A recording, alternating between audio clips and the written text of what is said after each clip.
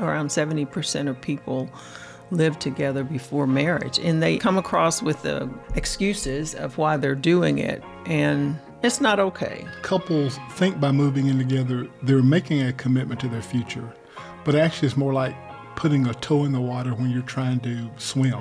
Well, Jim, everybody starts with that. No, everybody doesn't start with that. If you want a good marriage, you want to do it in a proper way that God has instituted. You know what I find people do? They make up their mind and they try to get God to co-sign on their decisions. And that's what I'm saying about dating or courting or getting married.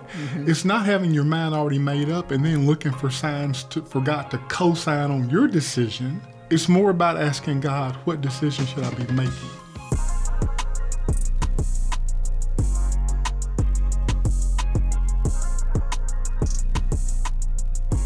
Is it harder or just different to find real love in 2025? You're listening to Marriage with Jim and Teresa, your weekly guide to better connection, deeper trust, and lasting love.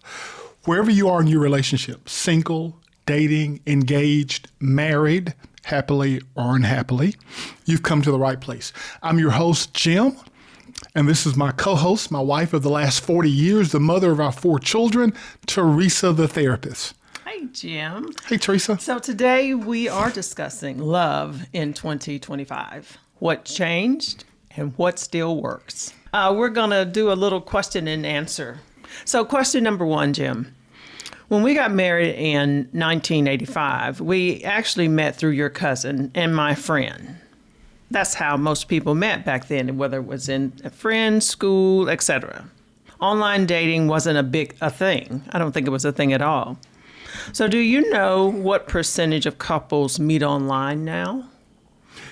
Yeah, I do. Okay, I think the answer is B. Oh, wait. I didn't give you... Okay. This is a number answer. Right, I didn't give you that. So it's going to be between 0 and 100. Right, so okay, what so percent? If I carry the 1, I'm going to say, okay, in 1985 it was 0 because there was no online. Okay. So I'm going to go now between 0 and 100%. I'm going 1.63%. 1.63%. No, not exactly. About 50%. Really? Of people now are meeting online. We're seeing people kind of pull away from that a little bit, but online dating is still very much a big thing. Okay. Question number 2, Jim. We got married at 22.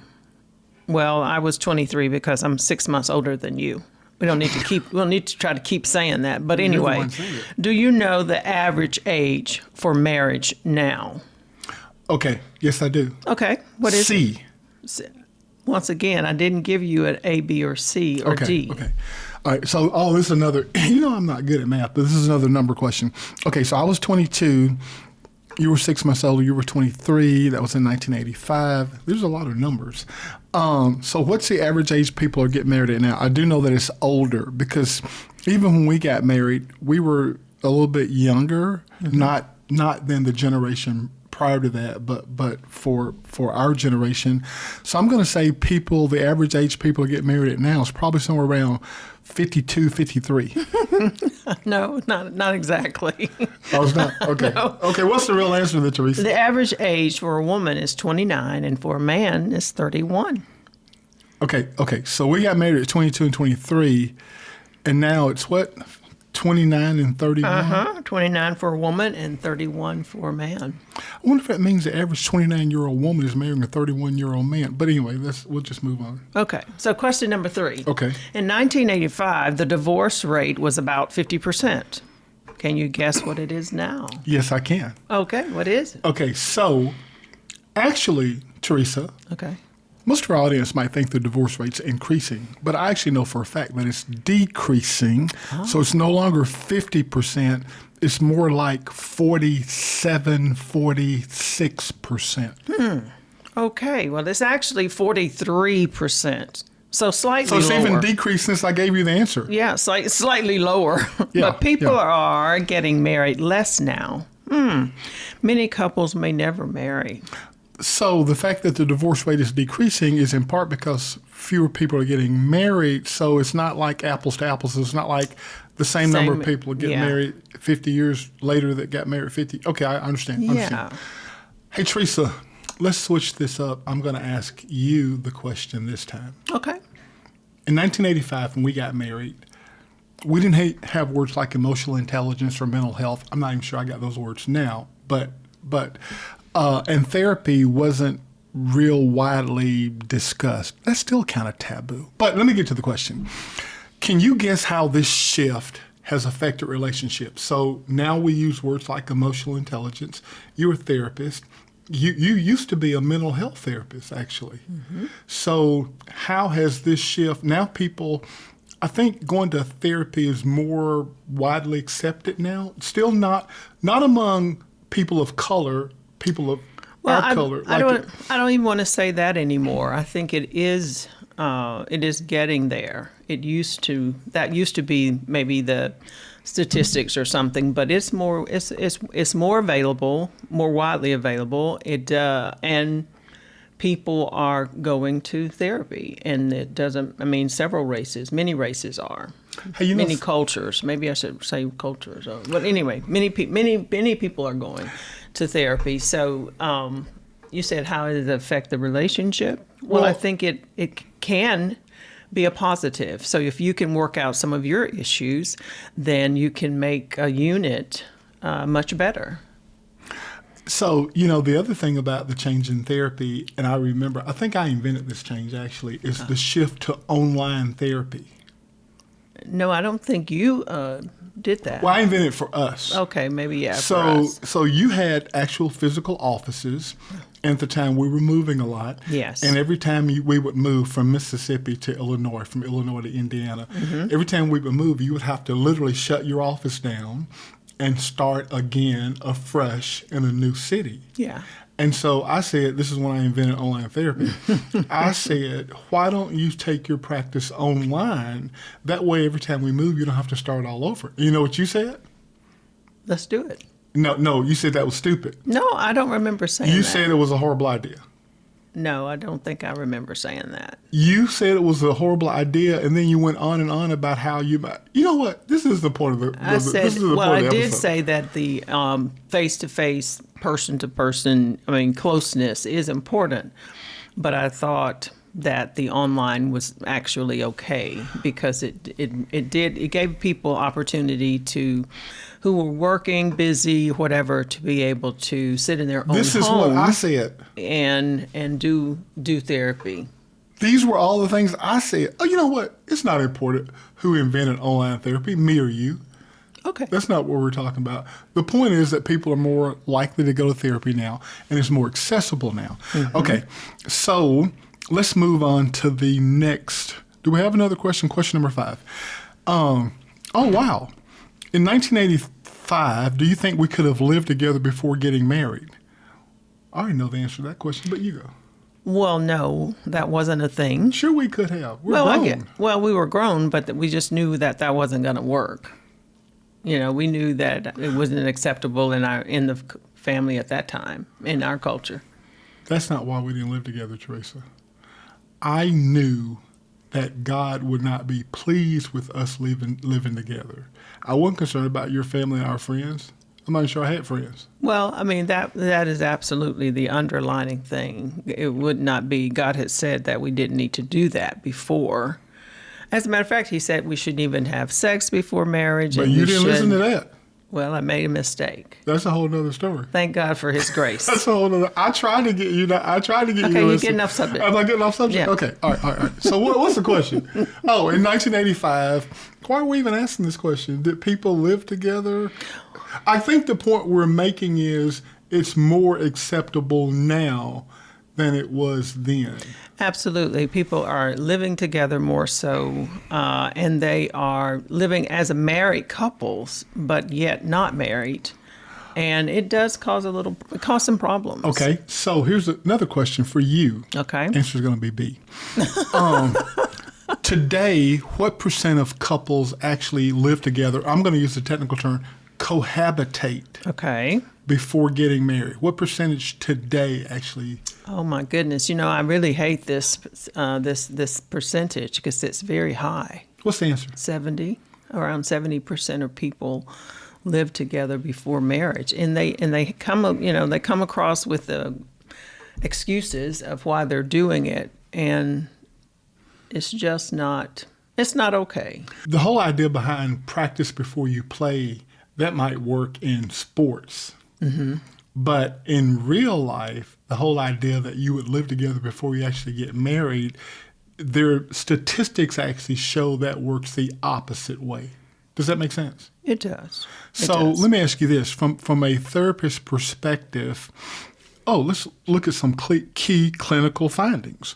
Okay. Oh, look, a study in the Journal of Marriage and Family. So do you know these studies? Do you have this kind of stuff memorized? No, I don't have it memorized. I've just read them. Okay, so why does the whole idea of living together before you get married actually work against a healthy marriage and not for it?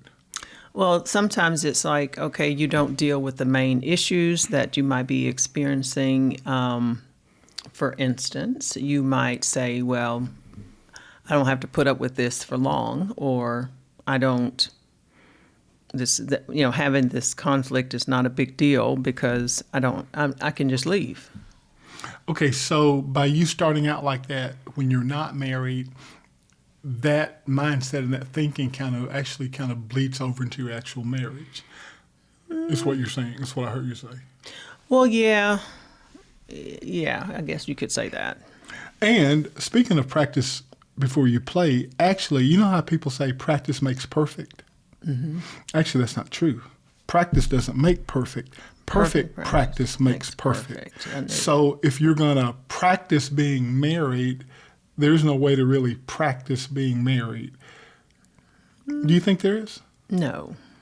So, I mean... It's really not a good idea. And a lot of people come across, they'll say, well, financially, we need to deal with, it's better for us financially. We're saving our money so that we can get married and have a place or whatever. But, that's kind of a cop-out in the sense of we just want to do what we want to do. But...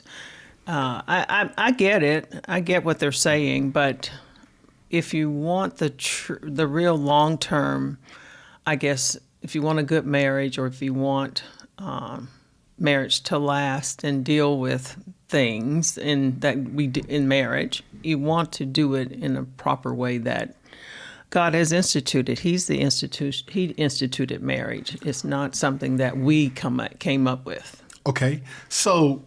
Since we may have listeners who haven't come to the place that we've come to in our life where we have a personal relationship with Jesus, let's talk about the cohabitation paradox. Okay. I'm actually reading a book right now called The Paradox Effect. I can't remember the author. I'm just starting it. Mm-hmm. But I find it interesting. The whole idea behind a paradox is really that's an interesting thing to me. But people think cohabitation is a test run, but the research says otherwise. This is not about judging anyone's path. Right. It's about giving people the truth so they can build relationships. So you've already talked about, while people say it as a test run, we've already talked about practice before you play. Mm-hmm. Now, I want to bring in, you're a clinician, right? Mm-hmm. Whereas I'm just a guy sitting here. Okay. So as a clinician, let's talk about the clinical findings. This is not God is pleased or not pleased. This is not the Bible. Mm-hmm. This is just science. Yeah. I mean, now by the way, faith and reason, science and science and the Bible are not at odds. Exactly. They don't have to be at odds. Exactly. So let's talk from a clinical perspective. Mm-hmm. What's wrong with cohabitation? Okay. So, I mean, with my findings and also with the, let's just say, the Journal of Marriage and Family. Is that a thing? It is. And okay. They found that couples who live together before marriage have a higher rate of dissatisfaction and conflict compared to those who do not cohabitate, Okay. Especially if they did not have a clear understanding or clear expectations of what was expected of each of them. All right, so that brings me to the next clinical study. Okay. Sliding versus deciding. Wow, Dr. Scott Stanley. Hey, since you're the clinician, you speak to this part. Okay, so Dr. Stanley research showed that couples often slide into cohabitation out of convenience, financial reasons, or emotional momentum, not necessarily because of a shared vision or commitment to the future. So you see, did you hear that? The commitment to the future, the commitment to each other. The commitment is so important. You know what I find funny? Paradoxical, actually. Okay. Is that couples think by moving in together, they're making a commitment to their future. But actually, it's more like putting a toe in the water when you're trying to swim. Well, Jim, everybody starts with that. No, everybody doesn't start with that. When I took swimming lessons when I was a little boy, we just jumped in the water in the shallow end, and we got started swimming. And I know people think that's what they're doing by living together, but it's not. It doesn't work like that. Hey, and by the way, if you're living together, this is not all about shame, and beating you on your head. No. We're just messengers here delivering the news. Absolutely. Don't shoot the messenger. You know what I'm saying? So cohabitation without clarity increases the risk for ambiguity and misaligned expectations, like I said kind of earlier. Both are big risk factors in marital dissatisfaction. Okay, one of our big things that I like to talk about, so I want to lead you into this conversation, is talking about conflict resolution skills and how cohabitation actually ends up delaying conflict resolution skills. Mm-hmm. So what do you have to say about that? So cohabitating couples may avoid serious conflict or compromise by leaning on ease of cohabitation instead of doing the harder work of communication and repair. So when there's no covenant or clarity of the future, couples may tolerate dysfunction longer or avoid hard tasks or hard talks, like we said before, assuming they can just exit later if it doesn't work, but this creates emotional baggage, and this carries into the marriage. The other thing about cohabitation is that there are actually higher breakup rates, especially with children involved. Oh, I hate that too. But I mean, hey, it is what it is. We're just delivering the message to us. I know it, but cohabitating couples, have higher separation rates. That's what we don't want than couples who particularly have children and are more involved. We don't like that at all, but that is what happens. Hey, I get asked often, hey, Jim, you guys have been married 40 years. Give us one, how people ask, give us one tip that's allowed you to be this successful in these 40 years. And it reminds me of what you were just speaking to about cohabitation and having the whole idea that you can leave whenever you want to leave. The one key to our marital success, well, actually it's hard to give one key, but one of the keys is that we decided that we were not going to not be married. Right. That whole little word, divorce was not an option for us. And no matter how bad it got, maybe it didn't get bad enough for you.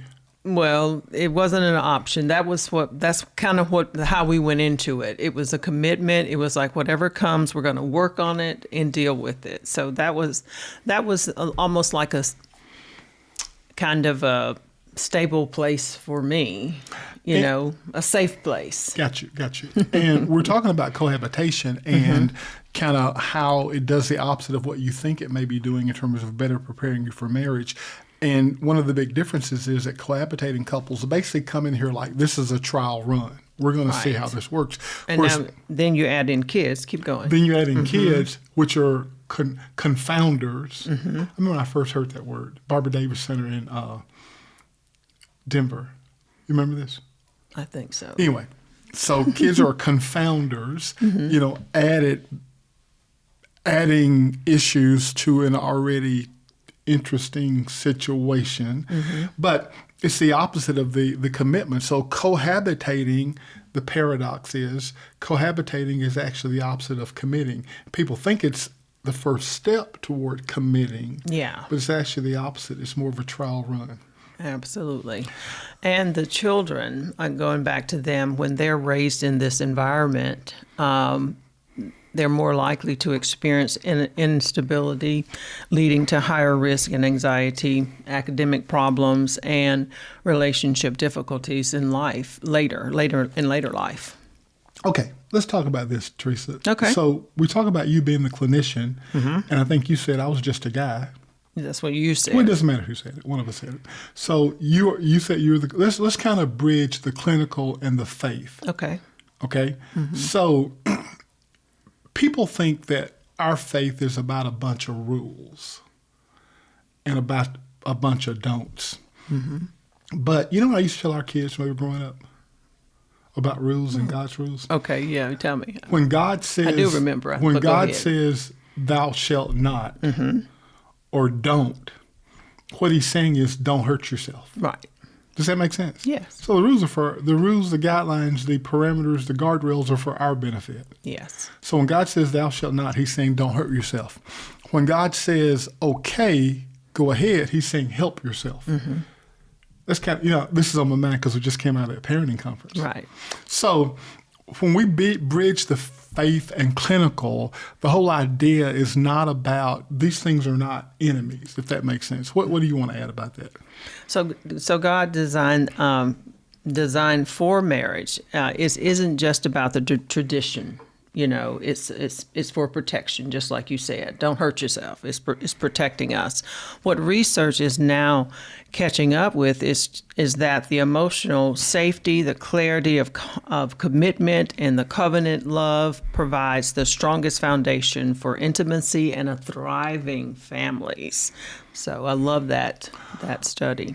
Okay, so here's the thing. No matter the technology, and that's what we're talking about, people meeting online. Oh, by the way, tip. Here's a tip. Okay. We asked the question, what percentage of people meet online now? And what did you say the 50%. answer? 50%. What was my guess? You said 1 point Oh, something. yeah, something. okay. So I was wrong. All right, so the whole idea behind meeting online, you know what my first tip would be? What?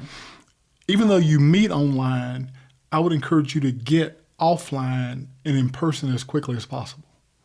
Okay, what do you mean? Okay, so what I mean is you and I meet on a dating app. We meet on Tinder. We meet on You probably won't meet on Tinder. Well, we don't know where we may meet. Well, I'm just saying, I know more about Tinder.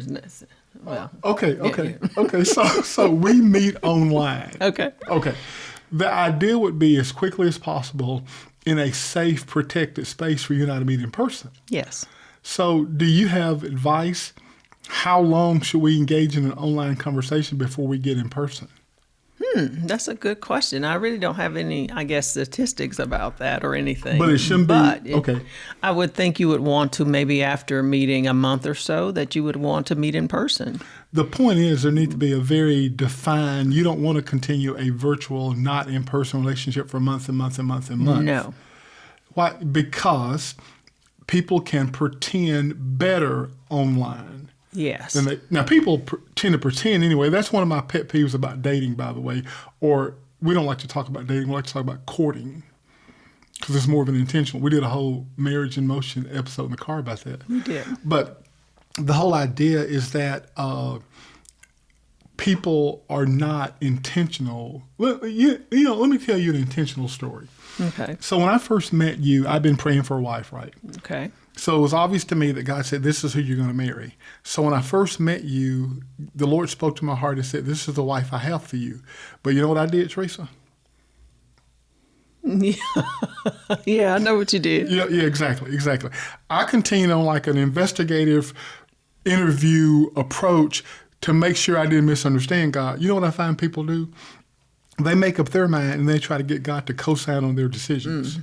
Hey, I think this is who I want to marry. It's kind of like when you and I moved to Bloomington. And before we moved, I told you we weren't moving. Right, you did. And you said to me, have you been praying about this? And I said, yes, I have been praying about it. But after I thought about it, prompted by your question, I realized I was doing. You were doing this, what you were telling. You were telling God, this is what I want. Well, no. come along the way. Well, here's what I was telling God. Come in. I ain't moving to Bloomington, Lord. But hey, what you think? That's what I was actually doing. But after you corrected me and,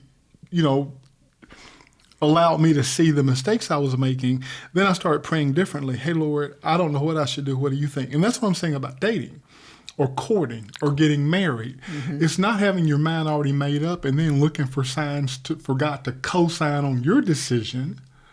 It's more about asking God, what decision should I be making? Absolutely. And having friends around you to maybe pray with you or pray for you in that situation. That's a whole nother story. Why would people get married when everybody around them is telling them, I don't think this is a good idea? I don't know, but I've seen it. Because they think they know. So clinically speaking, why do you think that's the case? Well, I mean, that's a long story because if they've been in a relationship for a long, long time and this person has now asked them to marry, even though it wasn't a good relationship. There's been many red flags, but they go ahead and do it because they desire to be married. Wow. Okay. Wow. That's a lot. That's a lot. So we've talked about some things that have changed generationally. Now we're moving into some things that have not changed. Yes. And you mentioned a couple of things. You said the need to be seen, the need to be heard and understood has not changed. And that's kind of a human thing, So you know what that makes me think about when I hear? What? When I hear those three things, I sum it up into one word. Communication is important. Communication is definitely key in a relationship. And that one of the best things you can do, and that hasn't changed, is to continue to communicate and communicate well and continue to learn about communication.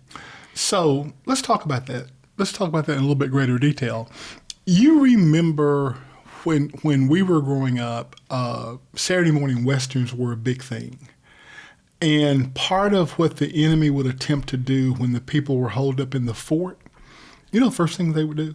Yes, they cut the lines, communication lines. What? So the people couldn't communicate. Right. So we still have a real enemy, not like the pioneers.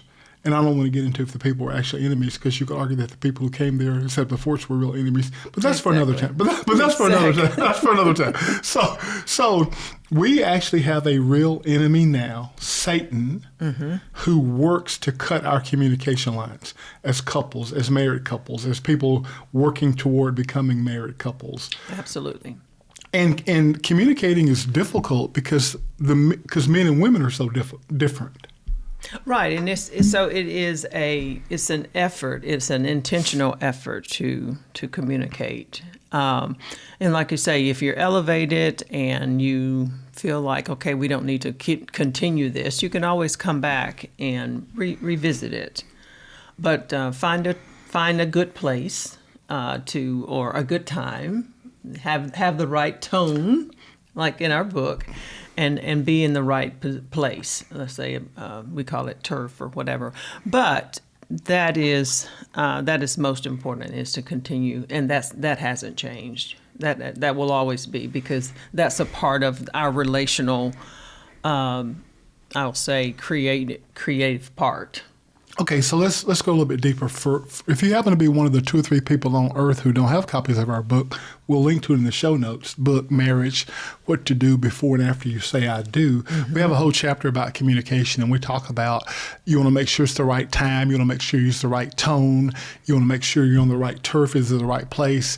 That's what you're kind of referring to. So we won't rehash the entire chapter, but I will pull out some things. You remember one of the things that we teach is love talk, LUV. Mm-hmm. And it's changed too. So, but we still want to encourage people to listen, to understand, and to validate. See what LUV, love. So we talked about this whole episode is how has love changed, LOVE, but now we're talking about communicating in terms of something that hasn't changed, and we're using LUV to remind you that basically these love tools have not changed. And even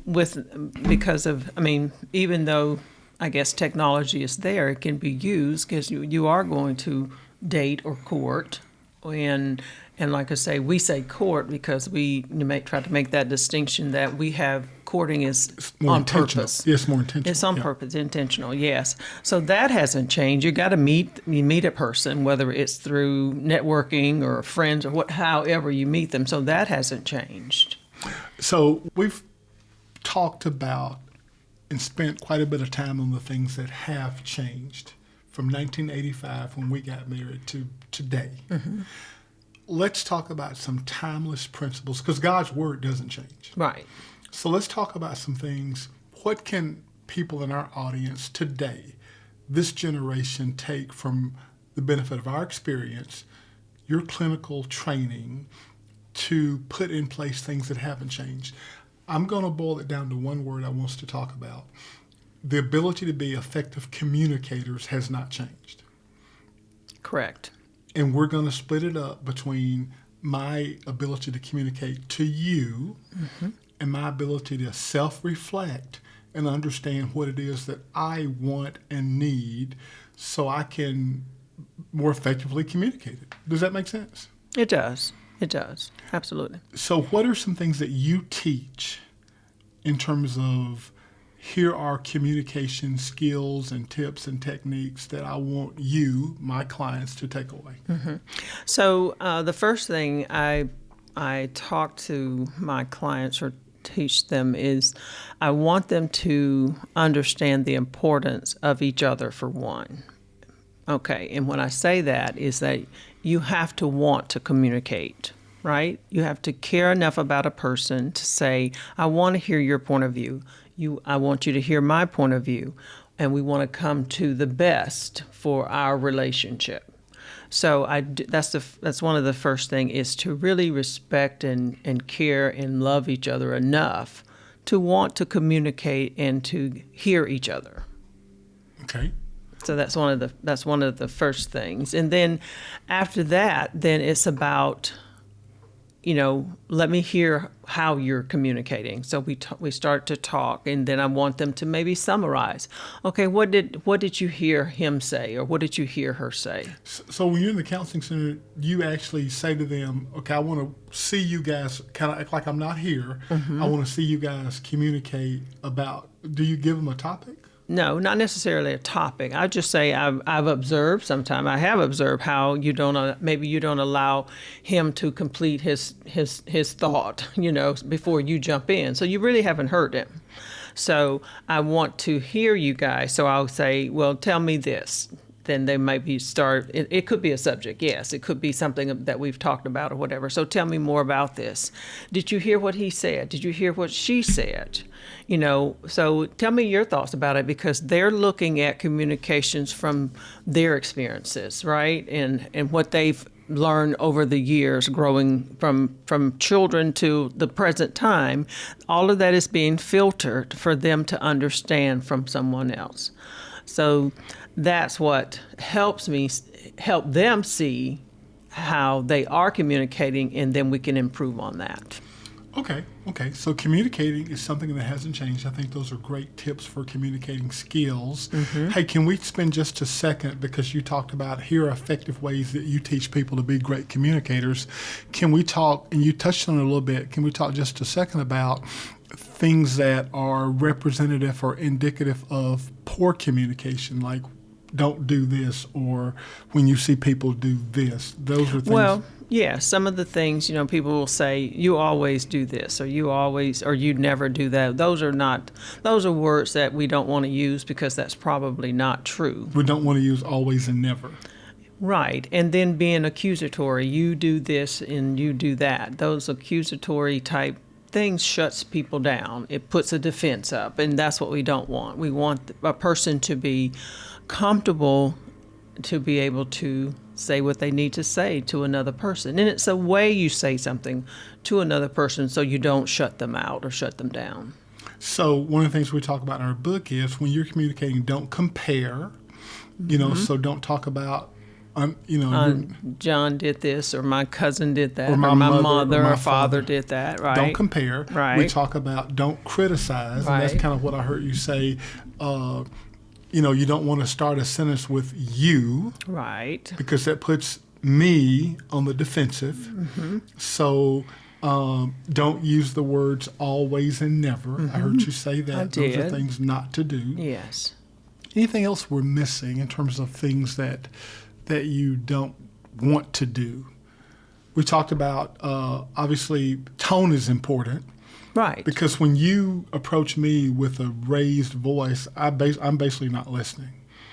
That's most people. Yeah. That their defenses are up because they're in protective mode now. Yeah. I need to protect myself. So you do need to come with a kinder disposition if you really want for me to hear you. Got you. So communication is one of the things that hasn't changed. Did we talk about a person's need to feel respected hasn't changed? Did we talk about that? Well, of course. That's definitely one thing. Everybody wants to be respected. Even a little child wants to be respected. Really? Yes. Okay. They do. Okay. Do we talk about the need for intimacy hasn't changed? And what does intimacy even mean? Well, it's a connection. Sometimes, there is a physical intimacy where there is a sexual act, and then there's another intimacy where we're just we're connecting. We don't necessarily have to be in the physical, sexual way. And that is most important. Matter of fact, it's very hard to do anything, communicate or whatever, if that's not intact. So how would a couple grow in intimacy? So, okay, let's make sure we're clearly defining it. The Bible talks about, and the two shall become one. You and I are one flesh. So, how can a couple very intentionally start working toward growing in intimacy? I'm just thinking about this question now. I got to think of some answers. Well, like I say, if there's anything that we need to move out of the way, any kind of resentment or if there's some type of contention there, we need to move that out of the way, and then we need to connect. We need to do things. For instance, eye-to-eye contact is a way of connection. You can kind of see through me. You can see, in my eyes. And sometimes when I've done this in the counseling room, there's been just tears. They start to cry. Wait a minute. Explain because what you it's just like said. they just have not connected back up. Yeah. Sometimes in the counseling room, tell me what you do. I just ask them to do eye-to-eye contact. Don't take their eyes off of each other. Do eye-to-eye contact. And then I ask them to feel each other physically, touch hand to hand. And a lot of times tears and everything comes out right there. Everything comes out because, really? it's why, like pain. I don't understand that. Well, it's a way of moving it's a way of bringing up maybe stuff that has been hurtful or whatever, or letting them know that now I can be I'm closer to you. I'm really feeling you now. It is a way of connecting. And when I can get the connection, then I don't have a problem with the communication. Automatically intimacy part will come. I find that if you've told me these stories before, I don't remember these. I wrote an article on it. Oh, okay. Well, maybe. Okay. I'm going to read it tonight. Okay. So wow. So you've got couples who then if tears literally start, then that tells me that they haven't been connecting. Right. Something has not been. Something has been up. Some type of barrier, facade. What we want to call it. Something has been up, and now it comes down, and that's when you get the true connection between the couple. Wow. Connecting is important, and before you can connect, you want to remove the barriers that's preventing you from connecting. Mm-hmm. And that exercise that you do in the counseling room with couples, I didn't know that people would actually start crying. What else do you see in there? A lot of things, but that you can. Oh, but it's secret stuff. That no, it's not. Confidential? It's not secret. I'm just saying when it comes to intimacy, you have to get to move a lot of things out of the way. Okay, Teresa. So we've talked about the things that have changed, mm-hmm. and then we want to summarize the things that we believe haven't changed. Mm-hmm. The need to be effective communicators, the need to to self-reflect. We're going to put that under the communication heading. Right. The need to understand intimacy. Those stories that you told about in the counseling room, I find amazing. Communication, intimacy. And we talked about respect. Were those the three things that we talked about? I think so. I think that So was I think it. those were the three things that we talked about. So let's go back. Let's summarize and close with this. This episode's all about love in 2025, what's changed and what still works. And kind of subtopic, is love in 2025 harder or just different? So what's your answer, Teresa, the therapist? So I would say, Jim, that it is different, and it is also harder because of the distractions that we have in our world. People are working more. Children have more activities. They're expected to be little professionals at a very young age. No, just kidding. But anyway, they really are striving at a very young age to be the best in, let's just say, their sport. So that brings on a lot of things that maybe we didn't experience. Social media is also a big deal. That's why I say some of the distractions. So social media would be a distraction. And is social media bad? No. It just has to be monitored for a child. And even adults have to set boundaries with social media. So social media, the mental health issue, some of that can be hard. Okay, so Teresa, what we're going to try to do when we come before the audience every week is we're going to spend our time hashing out how do you cope, how do you deal with the differences, how do you recognize how life has changed, relationships have changed, but how do you also embrace those timeless principles? How do you build a solid foundation so no matter what century you're operating in, right, there's certain fundamentals that haven't changed. And that's what we're going to try to do every week is walk through that with you based on our 44-year relationship, 40 years of marriage, the 4 years that we spent courting before we got married, the things that we've learned, your training, clinical experience, all the things you went through to get the master's degree in marriage and family therapy. That's what we want this show to be about. We want it to be about our professional experiences and training as well as our just personal things that we can share. We're going to be extremely transparent here. Sometimes you say I'm overly transparent. Yes, sometimes. But we're going to be extremely transparent in order. So I'm going to sacrifice our own secrets to some extent. I can tell you everything.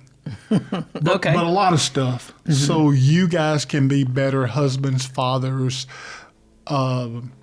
husbands, wives, mothers, and fathers. Yes. And the other thing we want to do, we want to make sure that these conversations are relevant, right? So we want to hear from our listeners. What things would you like to see us discuss? I love to hear what's on your mind. You know, when we do conferences, we often ask the audience, okay, we want to make sure that the time that you have spent with us this weekend or today is time well spent. So what needs to happen when you leave here at the end of the day or the end of the weekend that you feel like this is time well spent? So I say the same thing to our audience. When you finish spending time together with us each week, give us some ideas of what you want to know, what you want to hear, what you want to hear us talk and teach about, that you'll feel like this is time in your week that's well spent. So the way that we want to hear from you is you can email us, you can contact us on social. All of that information is going to be in the show notes because we need to hear from you to make sure the content that we're bringing you every week is content that is really helping. That's our main goal here. Absolutely. And that's our show. Before we go, if you've never said yes to Jesus or you need to start again, let this be your moment. Marriage works best with the divine designer at the center. We hope you've learned something that sparks an idea or starts a conversation. Please share this episode with a friend, subscribe to our podcast, and leave a review, and follow us on TikTok, YouTube, and Instagram at Marriage with Jim and Teresa to join the conversation. Thanks so much for spending time with us today. Let's continue changing the way the world does marriage together. See you next week. See you next week.